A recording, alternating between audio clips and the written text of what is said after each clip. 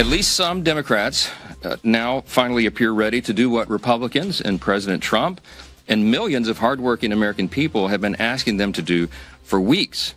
Agad na pinababalik ni U.S. House of Representatives Speaker Mike Johnson ang mga congressman sa Washington, D.C. matapos ang pagpapasa sa Senate ng Government Funding Bill.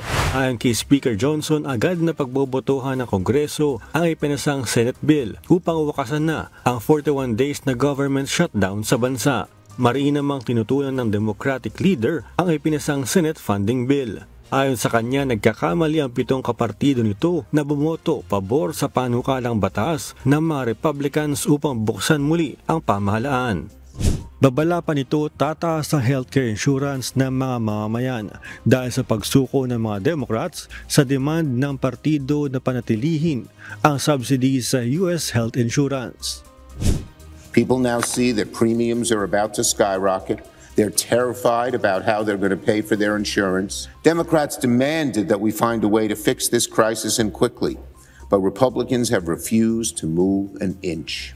Giit naman ni Speaker Johnson pabor ang kanyang partido sa pakikipag-usap sa mga Democrats, ngunit mariin itong tinutulan ang pag-hostage umano ng mga Democrats sa pamahalaan bilang bargaining chip sa negosasyon. Finding solutions to reduce the oppressive costs of healthcare under the Unaffordable Care Act. We just made clear that we would not and should not ever do that, that is negotiate as hostages. Inendorso naman ni President Trump ang bipartisan funding deal na magbubukas muli sa pamahalaan sa pamamagitan ng pagpopondo sa lahat ng ahensya, pagbibigay ng pondo sa food aid ng bansa para sa mahihirap at back pay para sa natanggal na federal employees. Babala ng mga Democrats na hindi bumoto sa bill, posibleng hindi tuparin ng mga Republicans ang pangako nito na bipartisan funding bill na negosasyon para sa healthcare insurance sa Desyembre.